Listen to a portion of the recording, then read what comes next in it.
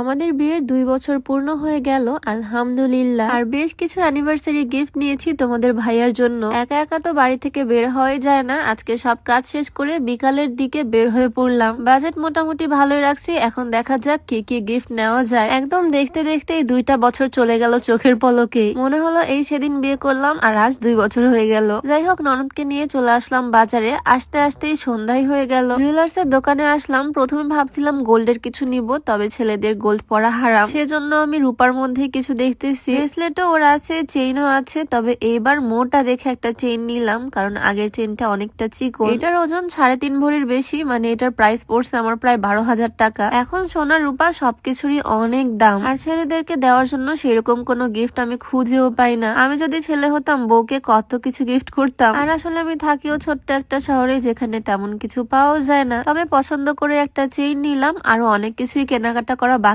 এখন ভাবছি তোমাদের ভাইয়াকে একটা নতুন গাড়ি গিফট করব, সেজন্য চলে আসলাম গাড়ির শোরুমে। বুঝতেই তো পারতেছো দোকান দেখি আমি কি গাড়ি নিতে আসছি। ভালো দেখে একটা রিমোট কন্ট্রোল গাড়ি নিব। এখন তো খেলনা গাড়ি নিচ্ছি, ইনশাল্লাহ একদিন আমি বড় গাড়ি ওকে গিফট করে দিব। লাল গাড়িটা খুব ভালো লাগছিল, তবে হলুদ গাড়িটা একটু বেশি কোয়ালিটিফুল মনে হলো, সেজন্য হলুদটাই আমি নিলাম। 24 বছরের বাচ্চার জন্য খেলনা কিনতে আসছি, কি আর বলবো। তবে আমি জানি এই জিনিসটা পেলেও খুবই খুশি হয়ে যাবে। আমি ঠিক রাত 12টায় ওকে সারপ্রাইজ দিব। রুমটা সুন্দর করে ডেকোরেশন করব। ডেকোরেশনের জন্য বেলুন, ফয়েল পেপার যা যা লাগে সবকিছুই নিয়ে নিলাম। সাথে গাড়িটাও সুন্দর করে র্যাপ করে নিলাম, আর আমার সেই চেইনটাও নিয়ে নিলাম। ওকে আমি সারপ্রাইজ দিব, এদিকে আমি নিজেই অনেক এক্সাইটেড, কারণ অ্যানিভার্সারি তো আর ওর একার না, আমার জন্য হয়তো সে কিছু না কিছু প্ল্যান করতেছে। সবকিছু মোটামুটি আমার নেওয়া কমপ্লিট। এরপর আমি ছোট্ট একটা কেক নিতে চলে আসলাম। রাত 12টায় কাটবো। আমার প্রায় ভিডিওতে আমি এই স্লিমিং টিটা দেখাই, যেটা তোমার ওজন তো কমাতে সাহায্য করবে, সাথে গ্যাস্ট্রিকের সমস্যাটাও দূর করবে। এটা তোমরা পেয়ে যাবা বিউটি বাই লিম পেজ থেকে। পেজটা ডেসক্রিপশনে মেনশন করে দিব, হোয়াটসঅ্যাপ নাম্বারটা স্ক্রিনে দেওয়া থাকবে। যাই হোক, কেকের দোকানে চলে আসলাম। ছোট্ট একটা হোয়াইট কালার কেক পছন্দ করে নিলাম। কালকে মানে অ্যানিভার্সারি দিনের জন্য অনেক বড় বড় কেক অর্ডার করছি। এই কেকটা নিলাম রাত 12টায় কাটার জন্য।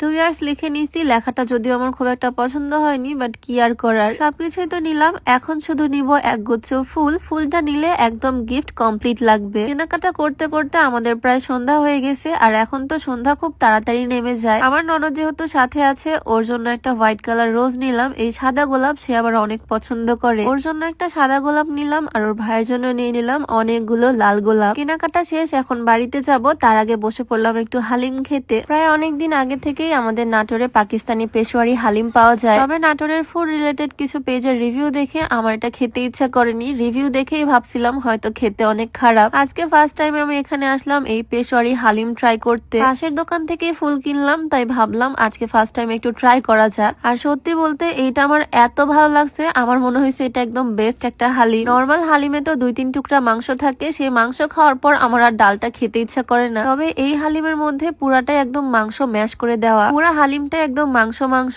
আমরা 2 ননদ ভাবি অনেক মজা করে খেয়েছি। তো বাজারে সব কাজ শেষ করলাম, সব গিফট গুলো কিনলাম, আর এখন যাচ্ছি বাড়ির দিকে। আমার রুমটা সুন্দর করে ডেকোরেশন করব, আর ঠিক রাত 12টায় তাকে সারপ্রাইজ দিব। তো আজকের ভিডিওটা এখানেই শেষ করছি। সবাই ভালো থাকো, সুস্থ থাকো। দেখা হয়ে যাবে তোমাদের সাথে নতুন কোনো ভিডিওতে। সবাইকে আল্লাহ হাফেজ, আসসালামু আলাইকুম।